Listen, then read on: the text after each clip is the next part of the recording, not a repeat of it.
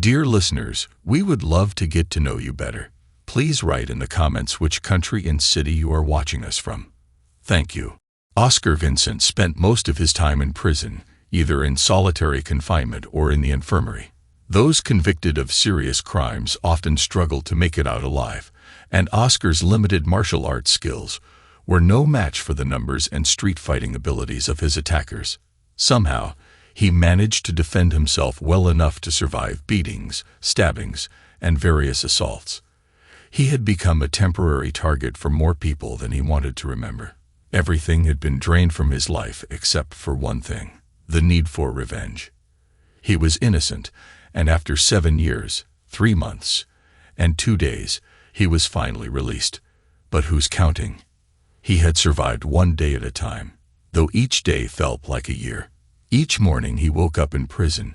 He wondered if it would be his last, and each night brought him just a little closer to the day he could finally seek justice. When Oscar left prison, he was glad no one waited for him outside the gate.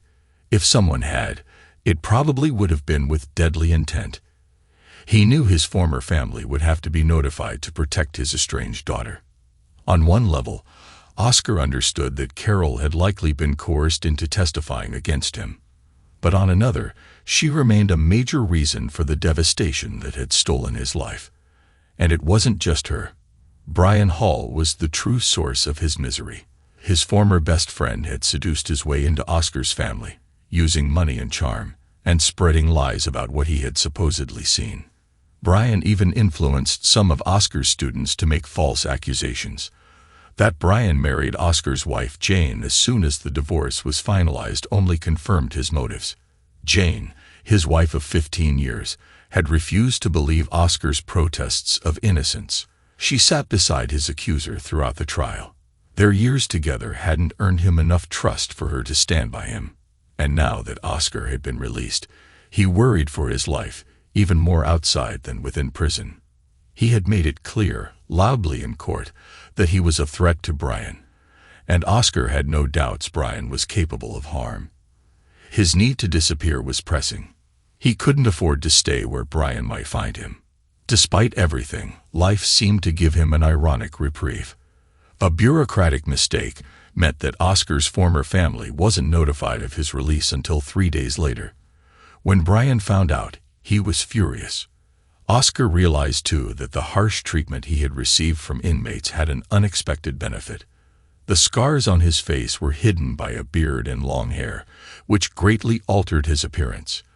During his prison kitchen duties, a cruel incident had left his hands scared and devoid of fingerprints. Now authorities would struggle to identify him easily. Oscar's first stop was a Goodwill store, where he bought clothes suitable for the changing weather and his new destination: homeless shelters. Next, he focused on blending into the homeless population. Fortunately for him, his community was in the midst of a benevolent competition among churches and charities, all trying to outdo one another in helping the homeless. Food was not an immediate concern. There were plenty of options for free meals. Oscar soon learned which agencies served the best meals on which days. Shelter was the biggest challenge. The Salvation Army and other locations had time limits on how long one could stay. Oscar's time in the Army gave him skills to create basic shelter in a wooded area within a city park. He found a large azalea bush open in the middle, and by weaving plastic bags among the branches, was able to create a decent barrier against cold and rain. Good, though not perfect. He became the target of several attempted muggings, but his knowledge of army and prison fighting techniques earned him a "don't mess with him" reputation among local gangs. One night, after hearing a struggle outside his shelter, Oscar debated whether to intervene or ignore it. When the sounds continued, he went out to either stop the fight or quiet things down. Under the bridge, he found several men trying to overpower a giant of a man who, despite the numbers, was holding his ground. "Please stop. I don't want to hurt you," the man kept repeating. When they didn't back down, Oscar called out, "It's okay to defend yourself. They're trying to harm you." The big man looked at Oscar and nodded, then swiftly neutralized his attackers with powerful, controlled strikes until those who could still move fled. When the scuffle ended, the large man asked, "I did the right thing, didn't I? I don't want to get sent away again." Oscar quickly realized his new friend was mentally challenged but incredibly strong. "Yes, you did the right thing. I'm Carlos Mendoza," Oscar said, using a new name he'd adopted to stay hidden. "What's your name?" "Harvey," the man replied. "You're not calling the police, are you?" "No, Harvey," Oscar assured him. "But we should leave, just in case someone else does." Then he noticed blood on Harvey's jacket. "Harvey, you're hurt. We need to get that looked at." "No hospital," Harvey said, visibly distressed. "I don't want a shot." Thinking fast, Oscar offered, "Would you go if I went with you?" "You'd stay with me?" Harvey asked. "Of course," Oscar said. He wrapped his scarf around Harvey's wound, and together they walked to the emergency room. The hospital staff, accustomed to incidents like this, quickly admitted Harvey, and Oscar stayed by his side. The two soon became close friends. In time, Oscar learned that Harvey Silverman had spent most of his life in an institution, but was released under deinstitutionalization reforms. Without a family to support him, Harvey was left to fend for himself. Oscar became both his friend and guide. Oscar and Harvey soon became an effective team. Oscar provided the planning and reasoning, while Harvey supplied the strength. Their relationship reminded Oscar of the characters from Of Mice and Men, with hopes for a far better ending. They scraped by on charitable resources and under-the-table jobs, which Harvey's physical abilities often made easier to secure. Harvey wouldn't accept work unless Oscar was included, and though their cognitive levels differed, Oscar enjoyed their conversations, finding Harvey's perspective refreshing. Oscar's past, meanwhile, weighed heavily on him. He viewed it as a simple sequence. Betrayal led to punishment, and now all that remained was justice. During his divorce, Oscar had received a settlement of $50,000. Despite the heartache his daughter's actions caused, he tried to send her the money for college, though his ex-wife returned it, refusing to accept anything from him. With prison ahead and dark labels attached to him, Oscar figured he wouldn't survive long once inside.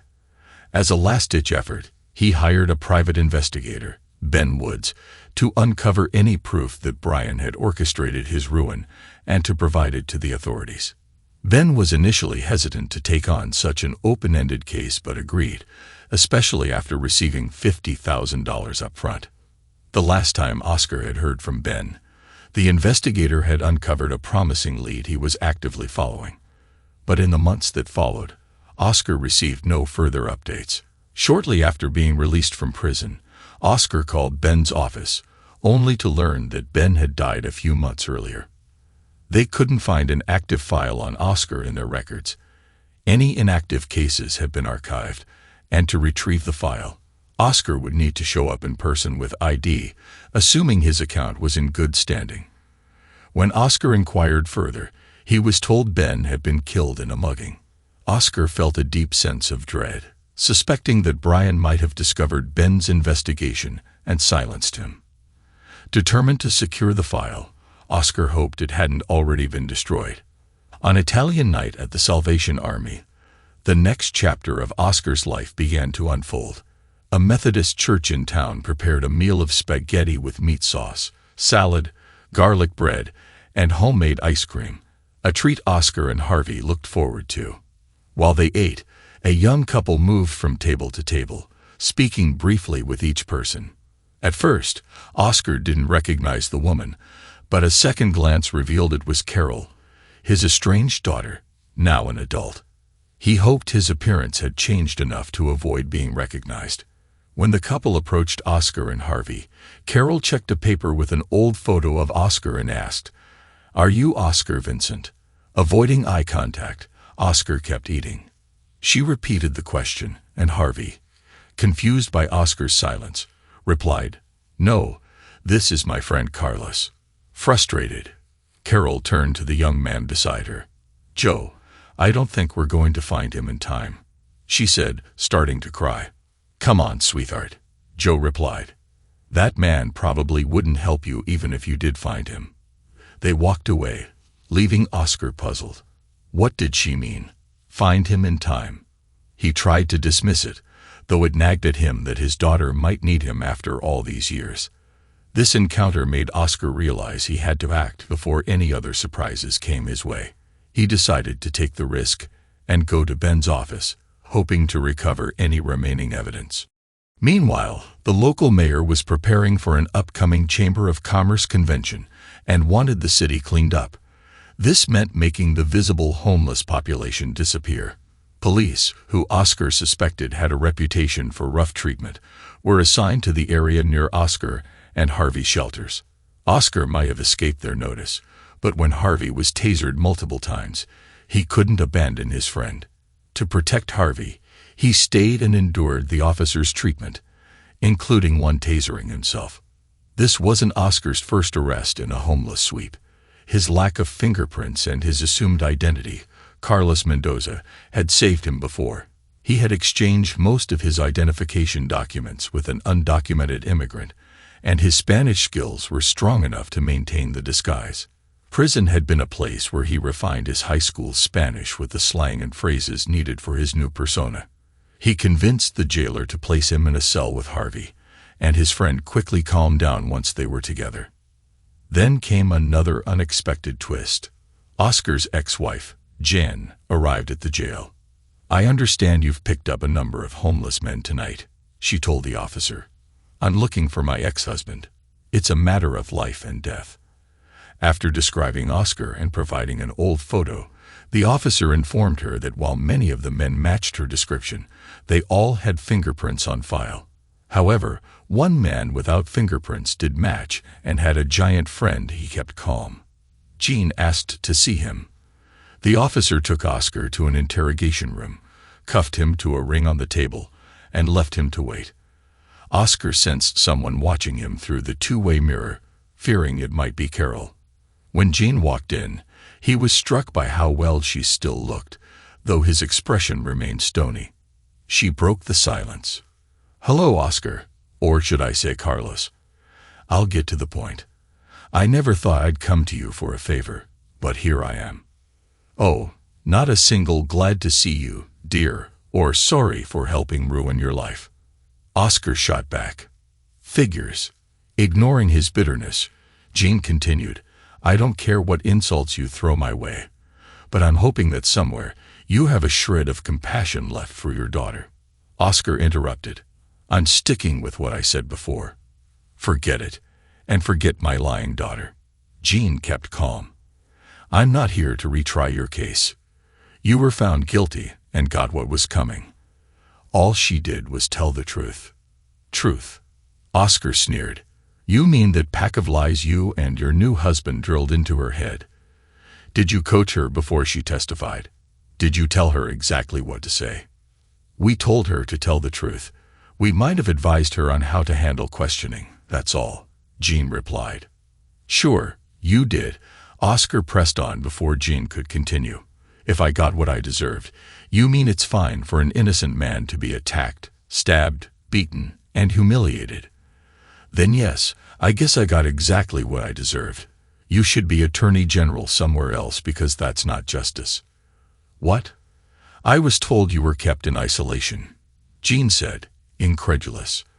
"They knew the risks for someone convicted on charges like yours, and you don't look so bad off." Oscar scoffed. "Who told you that?" "Let me guess. Brian." Her face said he was right. He lifted his shirt to reveal scars and cigarette burns. "Guess this doesn't look so bad now, does it? Your loving husband would probably say I carved these myself to win sympathy. And these hands," he held up his hands, marked from injuries. "This is what happens when people decide you're a target in prison. Nearly 8 years ago, you were a fool to believe Brian over me. Tell me, did he set me up alone, or were you in on it?"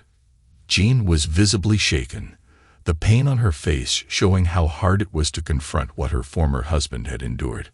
But she forced herself to focus. She was here on a mission. Lying about Brian doesn't help. It's done. And I'm here to talk about Carol. "Forget it. I told you I want nothing to do with you, her, or Brian. Guard, take me back to my cell. She's dying, Jean said quietly. Oscar paused, then sneered. I thought I'd heard it all from you at my trial. But this really takes the cake.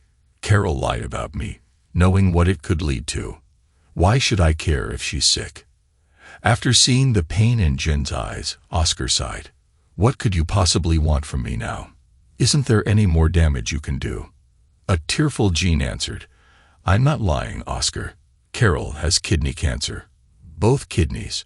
She needs a transplant immediately. And we haven't been able to find a compatible donor. I'm just asking if you get tested to see if you're a match. If you ever loved her, please consider this. We'll pay you all we can. You think I care about money? Oscar replied bitterly. Fine. Here's my price. Reverse my conviction. Erase my scars. Undo what was done to me in prison. That's the payment I want. And as for loving my daughter, I loved her more than I loved you. And she threw that love away the moment she lied to the jury. So no, I'm not helping. Jean tried to reason with him. Think about this.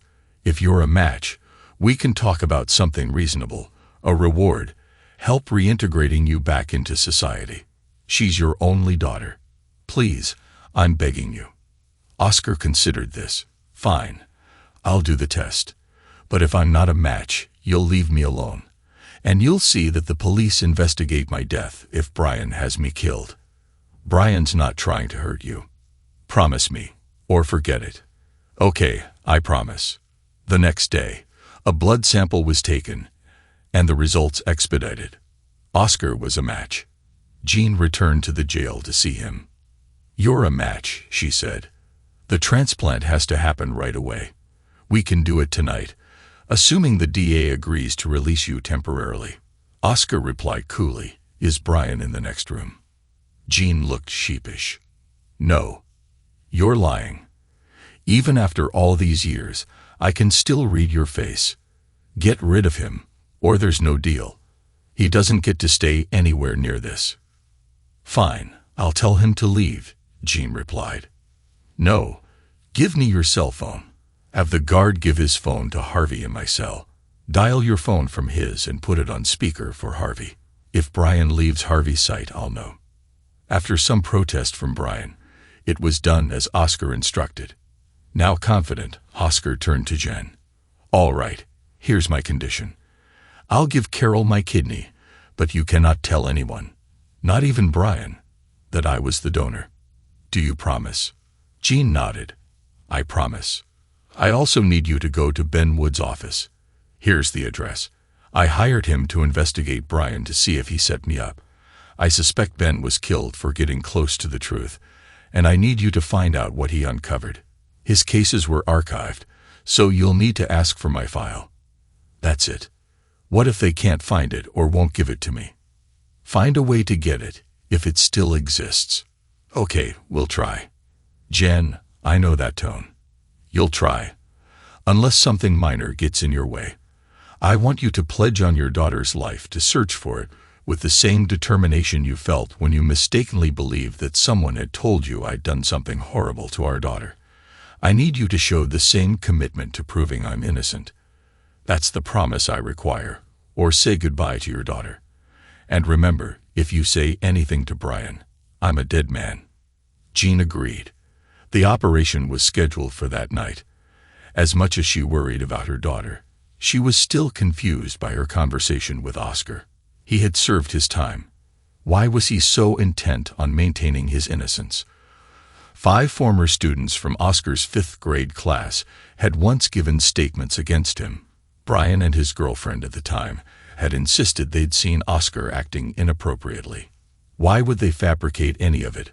Brian had been crucial in helping Carol remember instances of strange behavior around her, and his promises to reward her were simply for telling the truth, as Jane had believed. She wondered now, had she been so upset by the accusations that she hadn't stopped to question whether Oscar could have been innocent? These were doubts she had fought before, but it was too painful to consider she could have been wrong. Once Jane was sure Carol was doing well after the surgery the next morning, she set out to fulfill her promise to Oscar.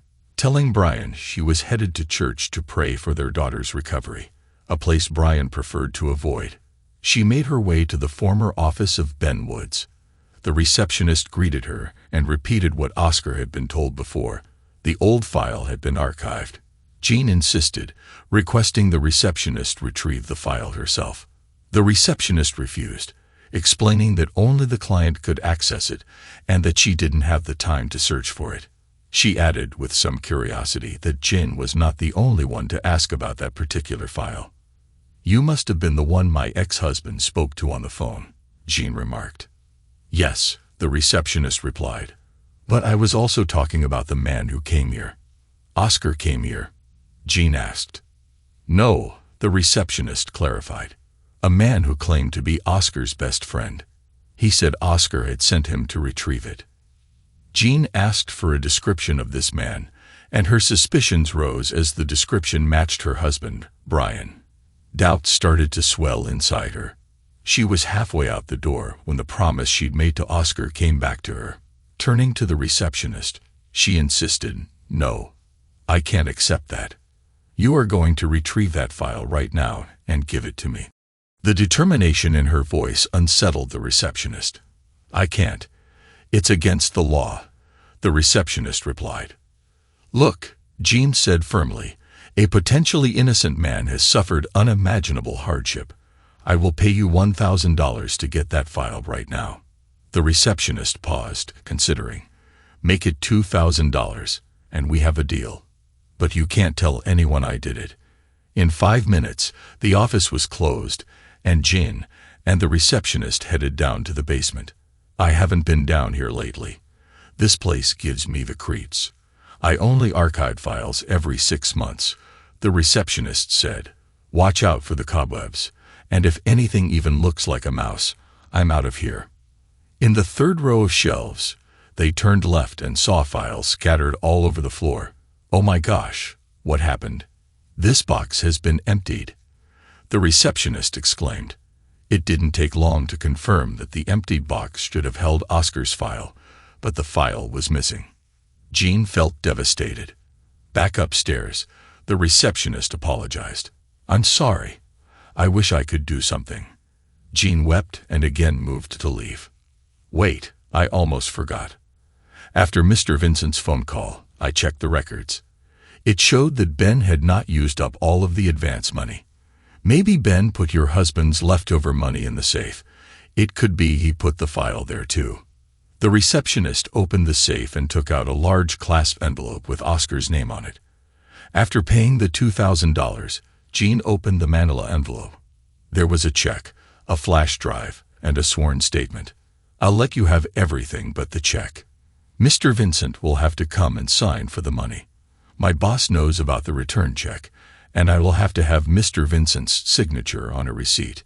My boss doesn't know about the other stuff." "Sure," Jean said, taking the envelope. Since Oscar was recovering on the same floor as her daughter, she decided to take the file to him. Curiosity, however, got the best of her. While still sitting in her car in front of the PI firm's office, Jean read the sworn affidavit. The date of the affidavit was August 14th, the day before Ben was killed. "Oh my God," Jean thought. "Oscar may be right." She read the statement from Brian's former girlfriend. "This is Betsy MT. I am Brian Hall's former girlfriend, and I helped him frame Oscar Vincent for misconduct. I have not said anything before now because Brian said he would harm me, and I was guilty of perjury. The only reason I am testifying now is that I have stage 4 breast cancer, so I'm no longer scared of Brian or going to prison." Brian managed a department store and would hang out in the toy section. There was a particular doll that girls near Carol's age wanted more than anything else. It was very expensive. When a girl showed interest in the doll, and her mother was not nearby, Brian would ask if they had Mr. Vincent as a teacher. For those who did, it started to work on them. "Wouldn't it be nice to have this doll? It's very expensive, but I give a special discount to brave girls. There is another girl in your class who is very brave. She told me that a man had made her feel very uncomfortable. I agreed with her that no man, other than a doctor, should be allowed to touch her inappropriately. Men like that may not be bad, but they are troubled and need help. The girl usually agreed. Mr. Vincent is a good friend of mine, but he needs help and won't admit it. Has Mr. Vincent ever touched you? The girl would usually say he had touched her hands, shoulder, back, or head. Brian would say, "You know that men who touch you in those places are really imagining they are doing something inappropriate." That would usually shock the girl. Brian would continue, "That girl I talked about is afraid to say anything unless some other girls tell on Mr. Vincent too. Are you a brave girl? Would you like to see Mr. Vincent get help? I bet your parents have told you to do something that you didn't want to do. They probably said it was because it was the right thing to do, even though you didn't agree. Then you found out afterward that it was indeed the right thing to do. It is the same with adults. Mr. Vincent doesn't believe he needs help, but we need to help him see it's the right thing to do. Will you join your other friends and see that Mr. Vincent gets help? Think of his daughter, Carol. Don't you want to protect her? Here, take the doll home. You can keep it if you and the other girl tell what Mr. Vincent has done." Once he had several girls convinced they had been wronged, he went to work on Carol. Since he was Uncle Brian and had been a guest in their home many times, he had access to Carol. Neither Oscar nor Jane had any fear leaving Brian alone with Carol, especially since he was with me, his girlfriend. He expanded his approach with Carol. "Carol, there are a lot of stories in the news about men harming girls your age.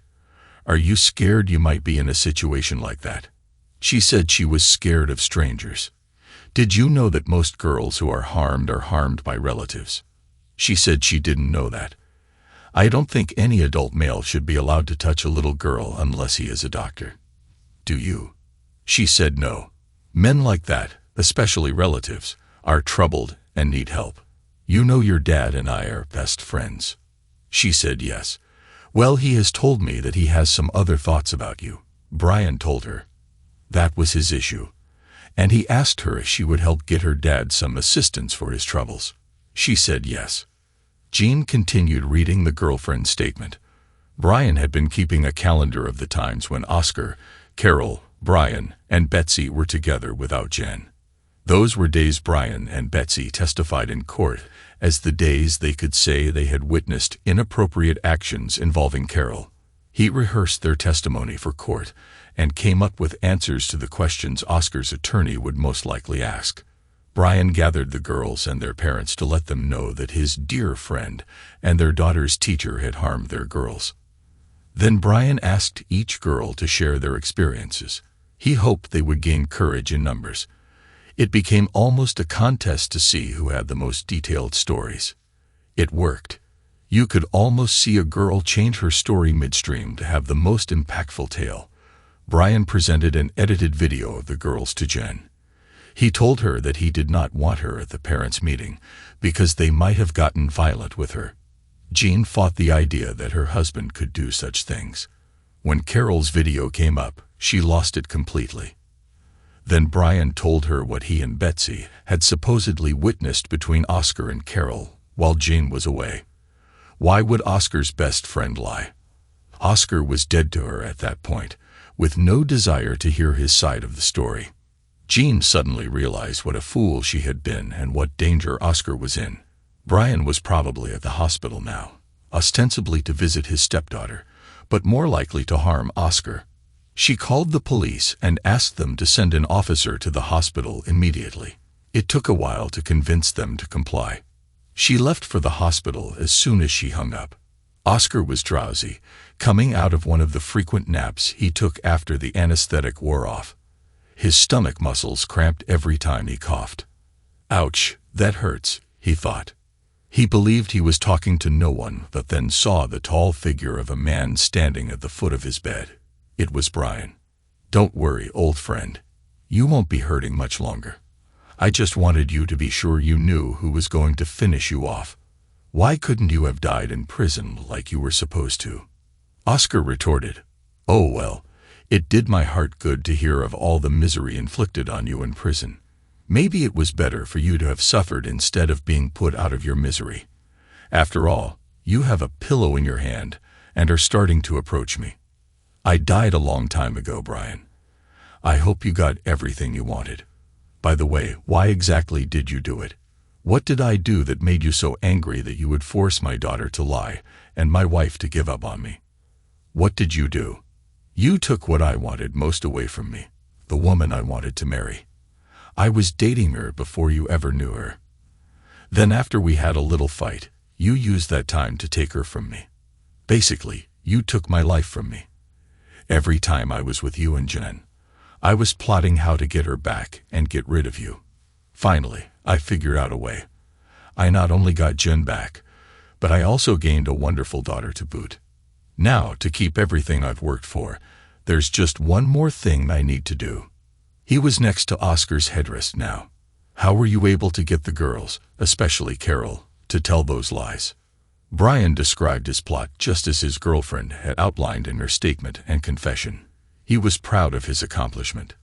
Congratulations, Brian. You won, Oscar said flatly. Brian took the pillow and held it tight over Oscar's face. He was surprised that Oscar didn't struggle. Evidently, Oscar was ready to give up. I win again, Brian whispered. It took a while for Oscar to regain consciousness. He took the oxygen mask off his face and saw a lot of people in his room. Medical personnel, law enforcement, and Harvey. Look, he's awake, Harvey exclaimed. Hey, buddy. Sorry it took me so long. I had trouble getting out from behind the bed, but I hurt him. I hurt him really bad. Was that okay? That was fine, Harvey. Do you have the recording? Yeah, but I wasn't sure how to turn it off. Here, you do it. Harvey handed over the device. Oscar turned it off and restarted it to ensure Brian's confession could be heard. Harvey had come to find his friend as soon as he was released. He had hidden in the other half of Oscar's room so he could stay and protect him. Oscar had instructed Harvey to start the recording whenever anyone came into his room while he was asleep. He had just hoped Harvey wouldn't fall asleep too. Did I do good, Carlos? Did I do good? You did excellent, my friend. Excellent. Does that mean good? It means the best good there is. Harvey smiled widely. Oscar handed over the recording to the police after summarizing its contents. They watched as an injured Brian Hall was taken away in handcuffs to the emergency room before being booked. The officer in charge commented, "I've never been handed so much evidence at one time on a case this old." Oscar inquired, "What evidence do you have besides the recording?" "Your wife brought another tape, plus a flash drive and documents for evidence. The DA will love this as far as being able to convict Brian. He won't be happy about having to get your conviction overturned." Oscar's disposition changed sharply. "I don't have a wife. She said she was. Anyway, she's in the room with your daughter." Oscar slipped and showed concern. "How is she?" "Our daughter." One of the medical personnel spoke up. "As far as I know, she's doing fine. No signs of rejection, at least not yet. Do you want to go visit her?" "No, sorry. I didn't mean to upset you. I'm sorry I snapped at you. There's so much history you're not aware of. Thank you for everything." After the police and extra medical personnel left, Oscar turned to Harvey. "Buddy, we need to get back home. As soon as I can walk, we're out of here."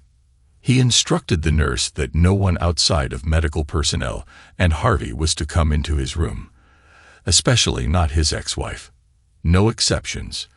Then he started the walking and breathing exercises recommended by the hospital staff. That night, Oscar and Harvey heard a commotion outside his room. His ex-wife was demanding to see him. She was told that she was not allowed, and that if she kept up her protest, security would be called. They heard her stomp off.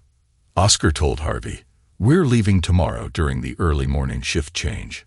In the middle of the night, Oscar was awakened by a woman who looked like him. It was his daughter. "Daddy, wake up. Wake up, please." As his mind focused, he said grimly, "Well, your mother's record for breaking promises is intact. Go back to bed. I have no daughter. You were going to get me arrested. I'm required to stay 1,000 feet from you. Your conviction will be overturned, and I know you're not a criminal. You do have a daughter, and she loves you very much. She needs to apologize and start making up for being naive. And well, a terrible daughter. You've got to let me back in your life. I can't live with the guilt. Mom showed me the confession from Brian's old girlfriend. I can't believe he got me to lie. Mom and I have been crying for hours. We are so ashamed. You've got to let us make it up to you. Carol was sobbing. There is no way you can make up for what you did to me. I don't have a daughter or a wife, and I certainly don't love you. Get out. He pressed the nurse's button. No, and you do love me. You gave me a kidney. You saved my life. So what? I give away kidneys left and right to anyone who asks for one. You just happen to be one of them. You're welcome. Now go away. Where is that nurse? Daddy, Mom, and I deserve every bit of anger you can throw at us. I will accept it every time you decide to let it out. What I will not accept is not being around you for the rest of your life. I am your daughter, and I am back in your life. I have to go back to bed now, but I'll be back for your daily dose of apologies tomorrow. By the way, Mom says the receptionist at BW's old office has some money for you. She left it for you. Oscar thought, well, that's not quite what I had imagined would happen. He turned to Harvey. What do you want to do, buddy? Harvey, who had heard everything from his bed on the floor, said, no change in plans. We leave tomorrow during the early morning shift change. Oscar had on his regular clothes but had shaved his beard and cut his hair. He acted like he was taking Harvey for a walk, holding on to him to give the opposite impression of who was helping whom. Once outside, Oscar informed Harvey that they did not have to go back to any of the places they had stayed before. He said, we've got some money now, buddy. We can go wherever we want. Where do you want to go? 2 seconds later, Harvey blurted, Disney World. You got it, buddy, Oscar replied with a chuckle. Harvey and Oscar stayed at a hotel near Disney World. They rode every ride Harvey wanted to as many times as he wanted. Both of them couldn't remember a more fun time. But all good times have to end. And so did this one. Where do you want to have a home? I mean a real home, Oscar asked Harvey. You mean you and me? Yes, you and me. I want a house with a garden. I want animals. I want a room of my own. I don't want to live close to anyone else. Harvey, you've thought a lot about this. I'm impressed. Let's go find that house on the edge of town. Oscar found a house to rent that suited Harvey's wishes. They would have to get the landlord to fence in the yard for pets, but by offering an increased deposit, the landlord agreed. Goodwill and a second-hand store provided most of the furniture, but money quickly became an issue. Oscar decided to hire an attorney to sue Brian Hall for several $1 million. The response he got was surprising. Out of the blue, Jean came to his house to see him in person. You don't have to sue Brian, she said. I will be getting everything he has of value in the divorce. You can have whatever you want. I do have a price for my cooperation, Oscar replied coldly. Take it up with my lawyer.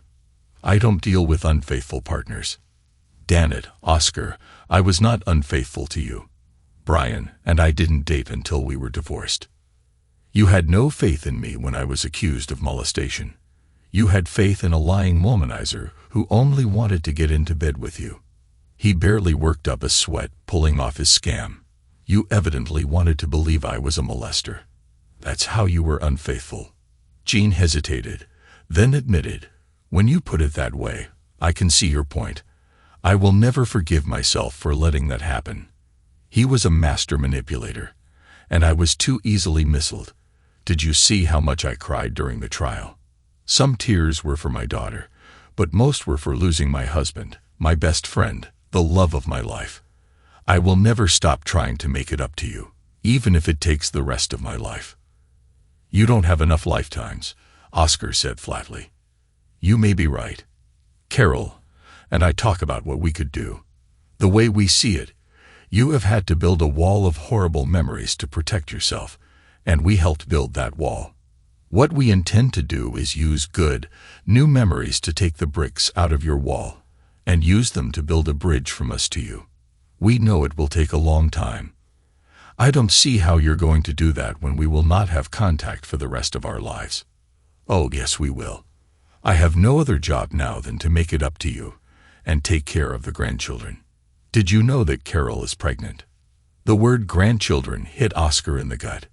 He mellowed suddenly, but recovered. I have no children, so I can't have grandchildren. Oscar, you have endured an unbelievable amount of suffering, none of which was your fault. Why, oh why, would you want to punish yourself by keeping yourself from the joy of watching your grandchildren grow up? While I'm at it, why would you punish yourself by being away from the love of your wife and child when we owe you more love than you've ever had before? Yes, staying away would punish us, and you might get some revenge from that. But that's a dark emotion. It would punish you too. You don't deserve more punishment, even from yourself. Oscar couldn't think of a quick response. Jean let the silence hang in the air for a moment, then said, "Now let's see what two men have done to mess up any sense of decor and how this place is furnished." She proceeded to look through each room and take notes. "What are you doing here?" Harvey asked Jean. "I'm trying to help you and Oscar make this house look better." "Do you mean Carlos?" I get confused with people calling him different names. "That's okay. You can use either name. You don't mind if I help spruce up the place, do you?" "I don't care." "Do you know anything about gardening?" "I can plant and weed and fertilize, but I don't know what I should plant and when." "Can you help?" "I would love to." "And where can I get a puppy?" "Have you been to the animal shelter?" "No." "What is that?" "That's where they keep dogs and cats who are waiting for people to adopt them. I was supposed to be adopted, but no one wanted me." "Well, if you want to go, we'd be glad to take you to the shelter." "Can we go now?" Harvey asked eagerly. Jean chuckled and turned to see a fuming Oscar, who had overheard their conversation. He spoke sharply. "Harvey, we have to get the pen built before we can have pets, remember?" "Jean, can I have a word with you?" Once out of Harvey's hearing, Oscar angrily admonished Jean. "You don't think I know what you're doing, taking advantage of my friendship with Harvey to get your way. If you do anything to hurt Harvey, I will do something to you that will get me back in prison for a crime I did commit." Jean replied sternly, "If there's anyone that's going to get hurt, it's you. If there's anyone who's going to be doing the hurting, that's also you. Now you and Harvey get cleaned up. You two are going to have dinner with me, your daughter, and your son-in-law at 6. Got it?" Oscar paused to think before responding. "I can't think of anything I would rather do, but I almost forgot. I have no car. Sorry, we'll have to take a rain check." "Silly boy. You will take me home in the car I came in. You should recognize it. It's your old car. Carol has been driving it. I gave her Brian's car. She's giving you her car. It's easier to transfer the title between daughter and father. Now take me home." "Dang. I also forgot I don't have a driver's license anymore." "Oscar Vincent, you are not going to get out of this." "I won't tell. Now drive me home." "Oh, I forgot. Harvey, is there anything you don't like to eat?" After thinking for a minute, Harvey offered liver, grapefruit, Brussels sprouts, and butterscotch. "I eat most anything else, and lots of it." Oscar drove Jan home. She wasn't silent. "I have carried a lot of hate around for many years. Now that hate has become the hate I have for myself. How could I have been so foolish?" "You probably practiced a lot," Oscar replied dryly. Jane was crying and laughing at the same time. "You are still a smart man, and I love you more now than I ever did. Please let me and Carol love you. You said before that loving me and our grandchildren was all you were going to do. What about your job?" Oscar asked. "I forgot. You haven't kept up with the changes over the years. My mom died recently, and I stand to inherit a nice sum of money. I've already retired. Won't Brian get half of that?" "According to my attorney, he won't. The will hasn't been probated, and the funds have been frozen with my filing for divorce." Jane paused and smiled. Now my next husband will get half. Oscar grimaced at that statement. He drove back to what they were calling the garden home. Harvey was already getting ready to go to dinner. Harvey, I'm not sure we're going. I want to go. That's a nice lady. Why aren't you still married to her? She's pretty too. It's a long story. She and my daughter did some really bad things to me. I don't think I would enjoy being with them. Well, they haven't been bad to me. You have to take me, even if you don't go. Oscar was shocked. This was the first time that Harvey had said he wanted to go somewhere without Carlos or Oscar going with him. This might be a good sign. I'll take you and stay a while.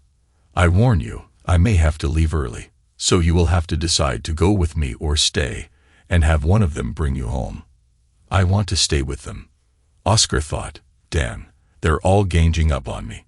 Harvey and Oscar arrived late, and were welcomed with hugs, except for Oscar, who refused. Carol wasn't showing yet but accepted pats to the belly. Oscar turned down that opportunity too, wanting to avoid any misunderstandings. Fortunately, he kept his mouth shut. Everyone was jovial, sharing stories of the old days before the trial. Oscar was dubious of Joe, his son-in-law, who seemed to struggle with shifting from viewing his father-in-law as a demon to an object of pity. Harvey, on the other hand, was having a great time. He had never been part of a family before and seemed to fit right in. Oscar was tempted to let go and become part of the family again, to let bygones be bygones. But then it hit him, and the temptation rapidly disappeared. Jean and Carol had spent the last almost 8 years laughing and loving with Brian while he was in hell. There was nothing that could change that. He excused himself to go to the bathroom, knowing the window could be opened from the inside, and was on the ground floor. Oscar made his escape. His car was in the back on a downhill slope. He put the car in neutral and coasted down the drive. Once on the street, he started the car and headed to the garden home. At the house, he gathered personal items and some cash. He left a note on the door and then headed for parts unknown, even to himself. Jean was the first to notice Oscar's absence. She went to the bathroom. After knocking and calling with no response, she summoned Harvey to break the door open. When he did, she saw the open window and realized he had fled. Jean ran to the front door and saw the car was missing. She drove as fast as she could to the garden home, hoping Oscar had just decided the family scene was too much and needed a break. But when she didn't see his car at the house, she knew her greatest fear was real. The note on the door cemented the issue. Jen, I appreciate that you and Carol want to make up for the tragedy that I suffered. I'm sorry, but when I saw tonight what I had missed out on for over 7 years, I broke down. I forgive you both, but I can't forget. I will never get those 7 years back. Those 7 years of nightmares will never leave me. They are with me every minute of every day. I don't know if I can have a normal life again. If I am able, I believe it must be a totally new life. Please take care of Harvey. He needs a loving family. I do too, but not yours and Carol's. Please don't try to find me. I have to do that for myself. Oscar. Jane started crying again and didn't care if she ever stopped. One moment, she chastised herself for not doing the right thing that would have given her Oscar back in her life. The next moment, she wondered if there was anything that could have made that possible. From that day forward, Jean was the best grandmother she could be. When not being a grandmother, she spent the necessary time ensuring that Harvey and his garden, 3 dogs, and a cat were doing well. All other time was spent figuring out what she should do if Oscar were to give her a second chance. The one activity she agreed to do outside the family was to volunteer at the Salvation Army. Oscar might never come back there again, but maybe she could help others who passed through. She prayed for him to return every night. Oscar agreed with Jane that she and Carol would be punished by their guilt, and he could get some satisfaction that way. He figured 7 years of guilt without any relief from him might be enough, but he doubted it. He wavered back and forth, thinking he had been too nice in the note, all that forgiveness stuff. Anyway, there was more to be had. Oscar did not go too far away because he was waiting to see where Brian would be sent to prison. He prayed it would be the same prison he had been in. Life's pendulum swung back in his favor one last time. Brian was sent to Oscar's former prison. As soon as Brian entered prison, Oscar paid a visit to one of his former tormentors still inside, Tyrone. Word had gotten around for a while that Oscar had actually been found innocent of the accusations. Tyrone spoke before Oscar could. "Hey man, I'm sorry for what we did to you. You know that everyone here says they're innocent. I wish we could make it up to you. Funny you should say that. How would you like to receive a carton of cigarettes every week for the rest of your sentence?" Oscar had heard that the best revenge was a life well lived, and he intended to test that theory. He was on a plane headed for Costa Rica. Why Costa Rica? It was a beautiful country year-round, with a nice climate, relatively safe crime-wise, drinkable water, great food, and cheap utilities. Plus, there were plenty of expatriates if he needed an American fix every now and then. He had read the tour books and selected Grecia, in the middle of the country, as the city to live in, at least for now. Chris Shue from Grecia Real Estate found him a nice house on the bus route. It even had banana, papaya, and mango trees in the yard. He decided against getting a car, at least for the time being, since cars in Costa Rica were very expensive, and the bus and taxi systems were reliable and cheap. He was ready to live life well. Oscar's daily routine started with coffee at Café Delicios near Central Park, by the metallic church. It was a gathering spot for expatriates, mostly Americans, but also Canadians, Europeans, and others. Political leanings varied, left, right, and everything in between. But several patrons avoided political discussions altogether. Many were living in Costa Rica to escape the harshness and divisiveness of political dialogue in their home countries. Oscar had no trouble speaking Spanish with the locals, but he had to adjust to not using as much slang. He also picked up on Costa Rican customs, like saying mucho gusto instead of de nada, and using cheo instead of adios. He was open to forming new connections in this new chapter of his life. Another reason he had chosen Costa Rica was that older forms of companionship were legal and well regulated there. Oscar occasionally visited establishments for companionship, but he didn't keep one woman for long. Some relationships ended when women started talking about needing help for their families or elderly relatives, seeming to have ulterior motives.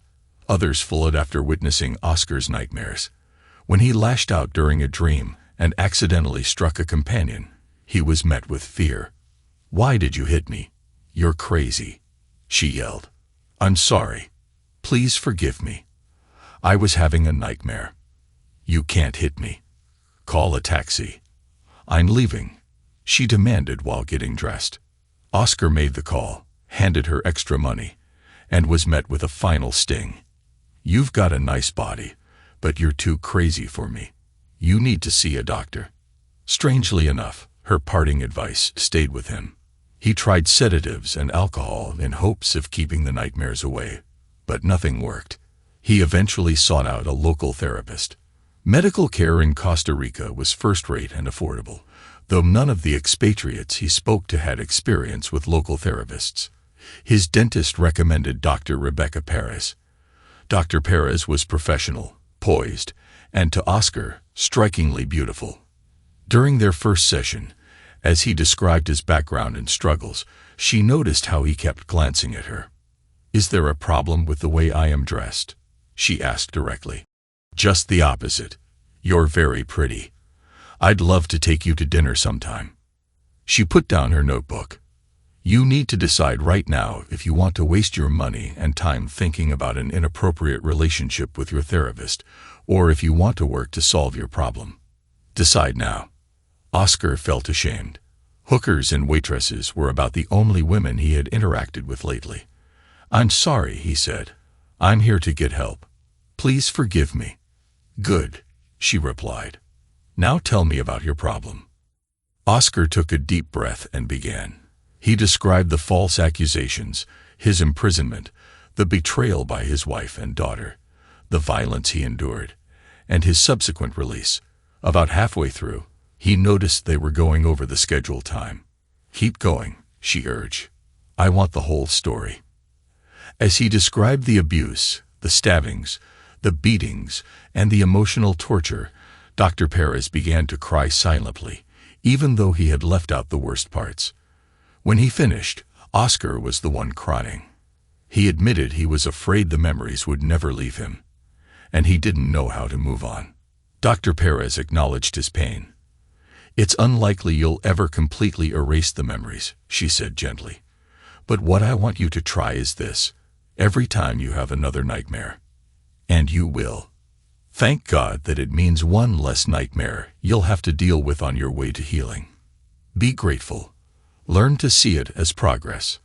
Oscar was skeptical of the approach but promised to try. Over the next few weeks, he did as instructed and was surprised by how much quicker he seemed to recover from each nightmare. Gradually, the nightmares became fewer and fewer. When he returned to Dr. Perez, she could see the improvement. "You're doing well," she said. "How are you feeling?" "Better," he admitted. "The nightmares are still there, but not as often. Thank you for that.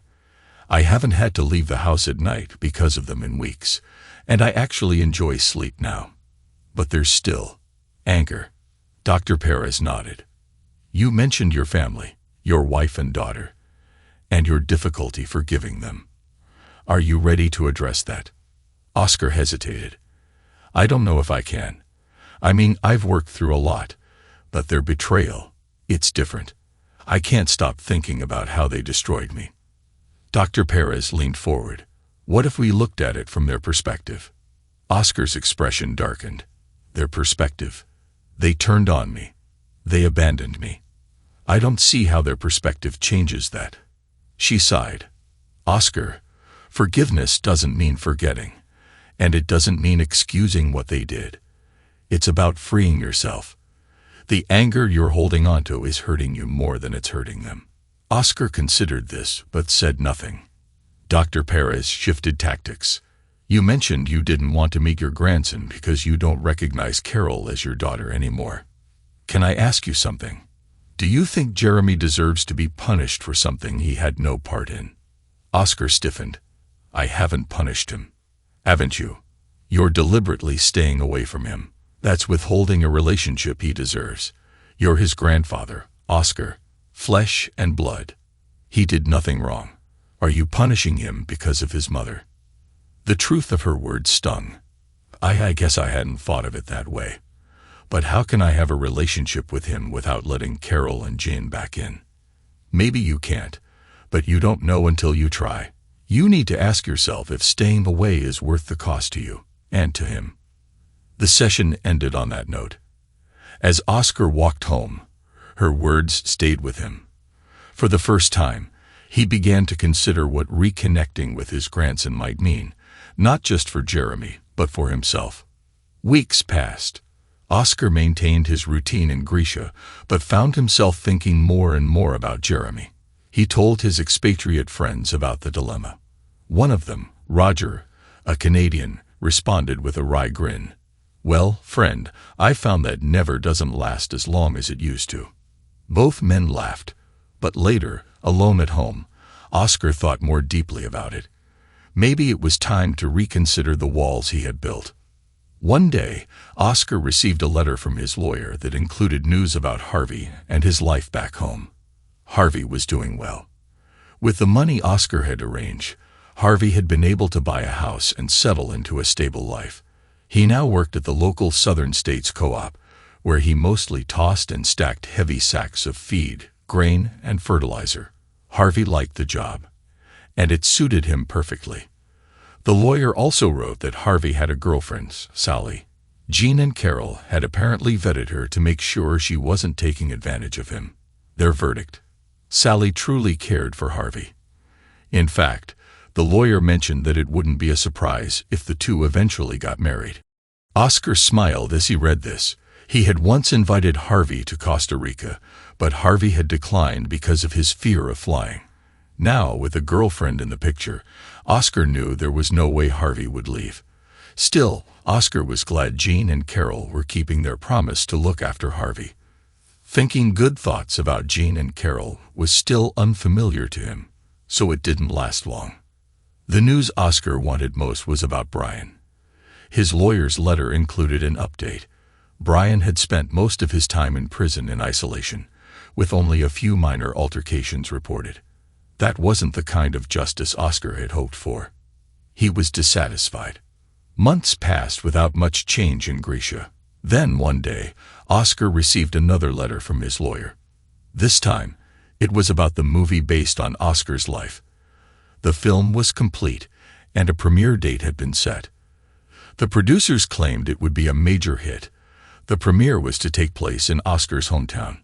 Oscar returned for the premiere, welcomed back by many who had once condemned him. The irony wasn't lost on him. The parties, pictures, and media interviews felt surreal, but he went through with it. Afterward, he visited Harvey to meet Sally. It was a happy reunion, and Sally left a positive impression. She was small and pretty, not even half Harvey's size, but she seemed stable and genuinely in love with him. Harvey couldn't stop grinning as he talked about his job. "I really like my job," Harvey said. "I can get as dirty as I want, and Sally makes me take off my clothes as soon as I get in the door. Then I go to the shower." Harvey grinned, and Sally giggled. Oscar stayed for a while, enjoying the visit. He hadn't felt this good in years. But the good feeling didn't last long. Oscar made his way to the prison to confront Brian. Sitting across the glass from him, Oscar expected a broken man. Instead, Brian sat smirking. "Hey, old buddy, I didn't know what a candy you really were, making such a big deal of your treatment in prison. It's not so bad. A couple of scuffles and some verbal threats. No big deal." Oscar fumed, but Brian continued. "How does it feel to know I was with your ex-wife for 7 years while you were in prison? I probably had more of a connection with her in those years than you two ever did in 15. She just couldn't get enough of me. She said she regretted ever being with you."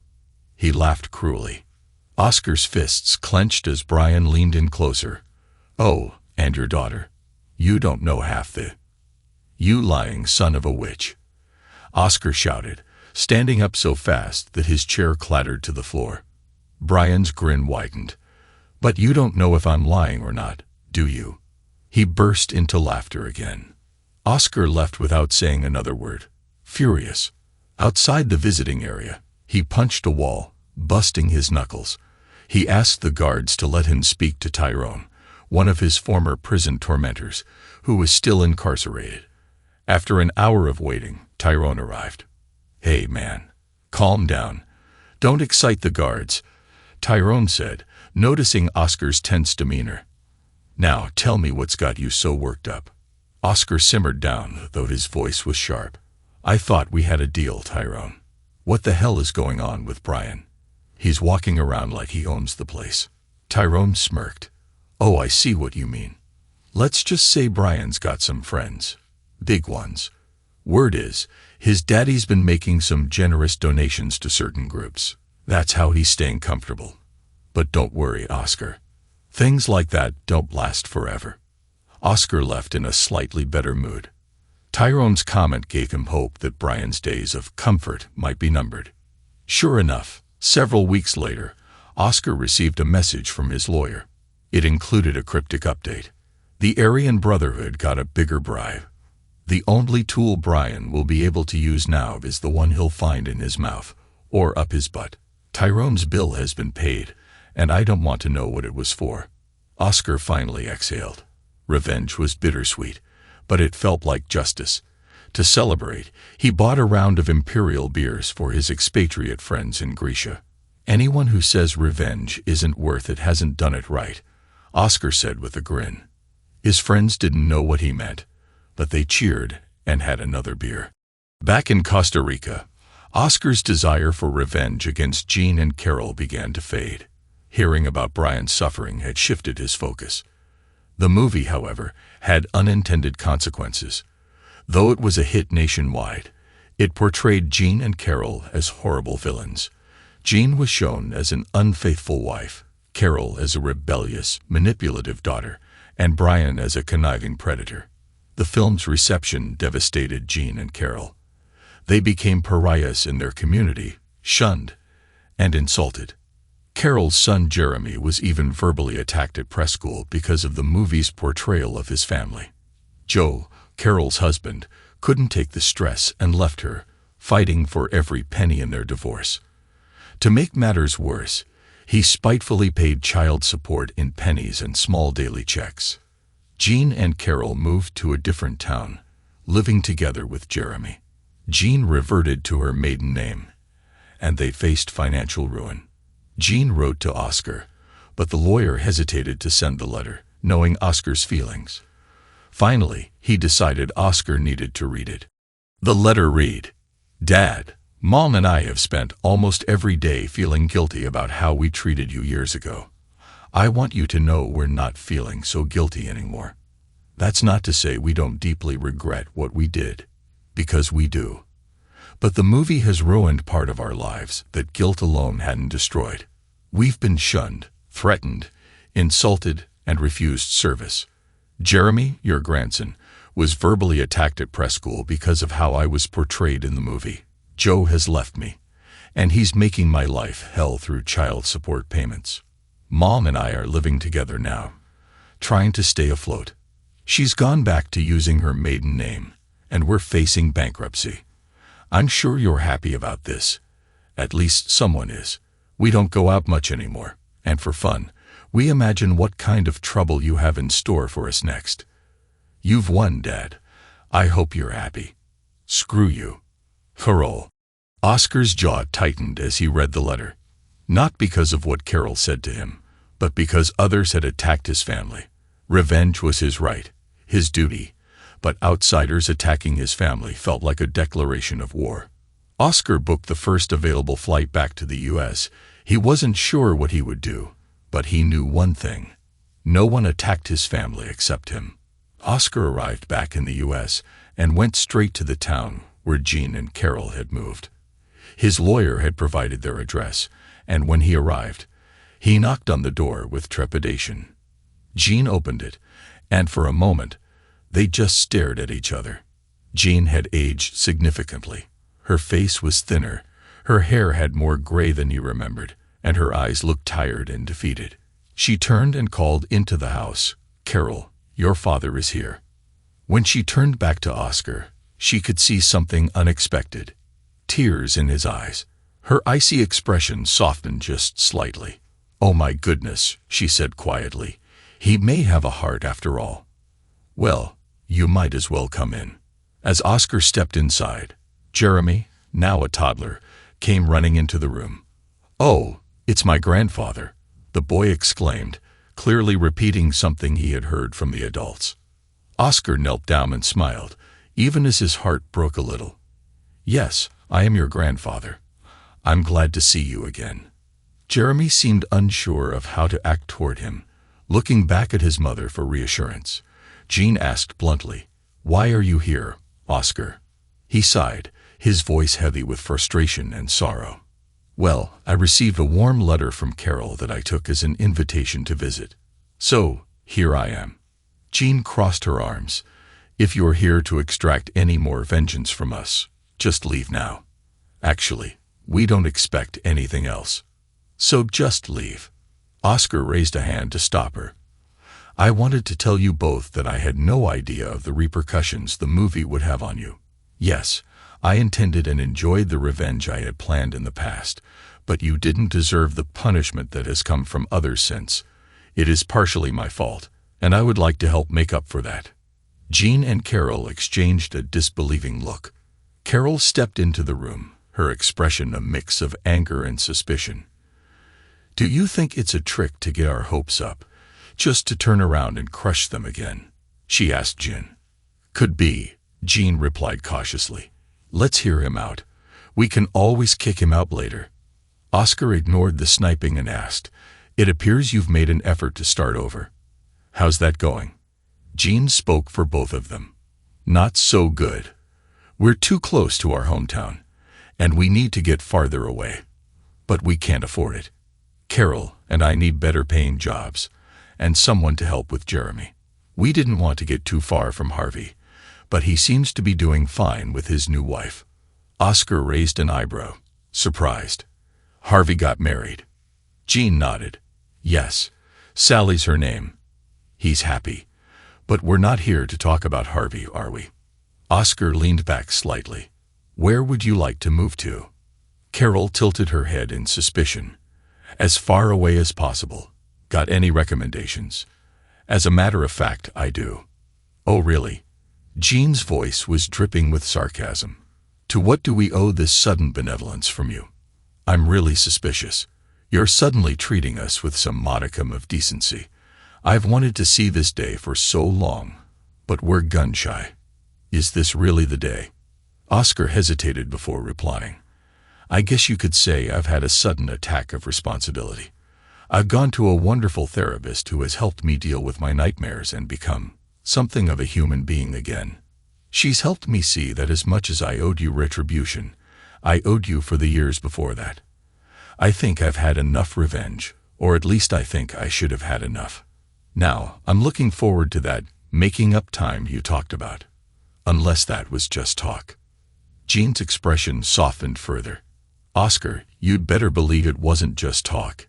If you were around us now, though, you'd think I invented the concept of revenge. Now, what's your proposal? I propose that we get you all away from here. Far away. I can have my lawyer check in on Harvey. We're different people than we were before the trial, and during those 8 years I was gone. I don't know what kind of family we might make again, but I'd like to see if, without the pressure, we can be free to explore possible relationships. I will pay for everything. The movie may have been devastating for you, but it's made me relatively rich. What do you think? Jean and Carol exchanged glances again. Then they both smiled slightly. Carol spoke up. Will we need passports? Oscar smiled faintly. Yes. And here's a book to study. Life with the Vincent family in Costa Rica started well, though not without challenges. Chris from Grisha Real Estate found a home that met Oscar's approval. A 3-bedroom, 2-bath house with a small 1-bedroom guest house on the grounds. Oscar insisted on the guest house for himself, allowing him space to retreat from Jean and Carol when needed. It took a while to furnish the homes and stock the pantry. At first, they ate out a lot, and Jen and Carol discovered how well-known and popular Oscar was in Grisha. For weeks, neither of them would go out without Oscar, partly out of fear of getting lost and partly because their Spanish was limited. They quickly learned, however, that Grisha was easy to navigate, with the metallic church as a central point, and most service workers knew enough English to get by. Oscar enjoyed their initial dependency on him, but he also encouraged them to learn the language and culture. Jeremy was enrolled in a bilingual prep school and fit in almost immediately. Carol was hesitant at first, but seeing Jeremy's excitement after school each day eased her fears. She hired a tutor to improve her Spanish and began offering English lessons to locals. Jean, on the other hand, struggled to adjust. Her daily mood seemed to depend entirely on her interactions with Oscar. She often misinterpreted his neutral statements as criticism, while Oscar tiptoed around her, afraid to say anything that might upset her. One morning, during their usual coffee time on the patio, Oscar decided to address the tension. We need to talk, he began. It feels like we're walking on eggshells around each other. This isn't healthy. What do you think we can do to fix this? Jean sighed, clearly relieved that he brought it up. I've wanted to have this conversation too. You're right. We are walking on eggshells. I think I'm afraid of saying something wrong and setting you off. And maybe I still don't fully understand your pain. But I also feel like you're holding back, like you're waiting for me to fail. Oscar considered her words. You might be right. But I also think we've come a long way, even if it doesn't always feel like it. What do you suggest? Jean hesitated. Would you consider going back to therapy? Together this time. Maybe with someone who can help us figure this out. Oscar nodded slowly. That's not a bad idea. But understand this. I'm not trying to reclaim our marriage. I'm just trying to make our time here as positive as it can be for both of us." "I understand," Jean said. "For what it's worth, I still hope we can rebuild something resembling a family. Thank you for even considering this." Dr. Perez agreed to see both Oscar and Jen. During their sessions, Rebecca noted that while Jen was genuinely remorseful, she didn't fully grasp the depth of Oscar's suffering. One day, she asked Jean the pointed question, "What do you know about Oscar's time in prison?"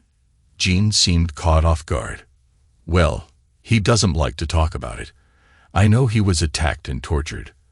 I've seen the scars on his chest and his burned hands. I can't imagine how horrible it was." Dr. Perez leaned forward. "Jane, I think part of the problem is that you don't truly understand the level of his pain. You need to hear his story." Oscar groaned. "I don't want to do this. I've moved past it, and I don't need pity." "It's not about pity," Rebecca said. "It's about helping Jean understand the height of the mountain she has to climb to rebuild trust." After a long pause, Oscar agreed. "Fine, but this is the last time I ever talk about it."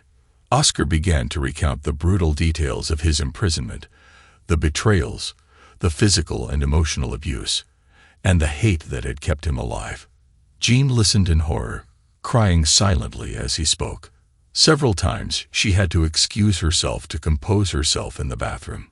When he finished, both were silent for a long time. Finally, Jean spoke. I had no idea. I thought I did, but I didn't. And now, I don't know how I can ever make up for this." She took a deep breath and continued, her voice breaking. "Oscar, I love you, but I think I need to leave. You deserve a chance to find someone who doesn't remind you of everything you went through. I'll always be here for Jeremy and Carol, but I can't stay." Jean left that day, and while it was bittersweet, Oscar felt a weight lift. For the first time, he allowed himself to consider the possibility of peace. After Jen left, life in Costa Rica settled into a new rhythm. Carol and Jeremy stayed, and Carol threw herself into making a new life. She continued her Spanish lessons and became more involved in the local community, teaching English to children and helping at the church's outreach programs. Jeremy thrived in his bilingual preschool, quickly picking up Spanish and making friends. For Oscar, the absence of Jean brought a strange mix of relief and emptiness. He missed the quiet coffee mornings on the patio, but he also appreciated the reduced tension in the house. He continued his daily routine of coffee with the gringos at Café Delicios, occasional volunteer work, and visits to local restaurants. His relationship with Jeremy grew deeper. The boy's laughter and energy had a way of softening Oscar's hard edges. One morning, as they sat on the patio, Carol said, "Dad, I've been thinking a lot about what Mom did, leaving. I know it must have hurt, but maybe she was right. She thought she was holding you back." Oscar sipped his coffee thoughtfully. "I'm not sure if she was holding me back, or if it was my own anger doing that. Maybe both, but I think she did what she thought was best, and maybe she was right." Carol nodded, her eyes glistening. "I've spent so many years feeling ashamed of what I did to you. I lied because I thought I was protecting Mom and myself. But I've realized I was just a scared kid who didn't know better. That doesn't excuse it, though." Oscar put his coffee down and looked at her. "You were 12, Carol. I've come to understand that Brian manipulated you. I can't say I'll ever forget what happened, but I don't blame you the same way I used to. Jeremy has a lot to do with that." Carol smiled through her tears. "Jeremy loves you so much, and I see the way you've changed since you've been around him. He's brought out the best in you." Oscar chuckled softly. "That kid's got a way of doing that. I never thought I'd laugh again, but he's shown me how." Months turned into years, and life in Gracia became routine. Oscar found himself engaging more with the local community. He even joined a hiking group made up of both locals and expatriates, exploring the stunning landscapes of Costa Rica. Jeremy started primary school, and his teachers often commented on how well-adjusted and bright he was. Carol began dating again, seeing a local lawyer she had met through her church. One day, while having coffee with his gringo friends, Oscar received a letter from Jen. It had been over a year since she had left, and the sight of her handwriting gave him pause. He debated whether to open it, but eventually decided to read it. Dear Oscar, I hope this letter finds you well. Leaving Costa Rica was one of the hardest decisions I've ever made, but I still believe it was the right thing to do. You deserved a chance to heal without me constantly reminding you of the past. I wanted to let you know that I started volunteering with the Salvation Army back in the States. It's not much, but it feels like a small way to atone for the hurt I caused you. I also visit Harvey and Sally regularly. They are so happy together, and I'm proud of how far Harvey has come. I think about you every day, and I still pray for your happiness. I know I don't deserve forgiveness, but I want you to know I'm trying to live in a way that honors the man you were before all of this happened. Please tell Carol and Jeremy I love them, and if you ever decide to let me back into your life, even as a friend, I'll be waiting. Love, Jen. Oscar folded the letter and stared out at the metallic church in the distance. He didn't feel anger, just a quiet sadness. He didn't know if he would ever write back, but a part of him appreciated her words. As time passed, Oscar found himself thinking more about forgiveness. One day, during a conversation with Dr. Perez, she asked, "How do you feel about everything now? About Jen, Carol, even Brian?" Oscar took a deep breath. Jen, she did something I never thought she would. She left because she thought it was best for me. And Carol, well, I see her trying every day. She's a great mom to Jeremy. As for Brian, he paused, his jaw tightening. I think I'll hate him until the day I die. But I don't let it consume me anymore. Rebecca nodded. That's progress, Oscar. You're learning to live with what happened rather than letting it define you. I guess, he said, smiling faintly. I never thought I'd get here. On Jeremy's 8th birthday, Carol threw a party at the house, inviting some of Jeremy's classmates and their parents. Watching the children play in the yard, Oscar felt a rare sense of peace. Carol approached him, holding a plate of cake. Dad, I've been meaning to ask, are you happy here? I know things have been complicated, but I hope you found some kind of peace. Oscar looked at her and smiled. I think I have. For the first time in a long time, I feel content, maybe even hopeful. Carol's eyes softened. That's all I've ever wanted for you. Jeremy ran up then, his face smeared with frosting. Grandpa, are you coming to play soccer with us? Oscar laughed. You bet I am. Let me finish my cake first. As Jeremy ran back to his friends, Carol leaned over and kissed Oscar on the cheek. Thank you for giving us another chance. Oscar watched his grandson playing, surrounded by laughter and joy. For the first time in years, he felt like his life was his own again. There were still scars, both physical and emotional, but they no longer defined him. He was finally learning to live. One evening, as the sun set over the hills of Grecia, Oscar sat on the patio with a cup of coffee, listening to the sounds of the town below. Carol joined him, carrying a book. They sat in companionable silence, the air warm and fragrant with the scent of blooming flowers. For the first time, Oscar didn't feel the weight of the past pressing down on him. Instead, he felt the quiet promise of tomorrow. Thanks to everyone who took the time to listen to today's stories. If you enjoyed it, please consider liking and subscribing if you haven't already. Feel free to share your thoughts on the events in the comments below. Take care.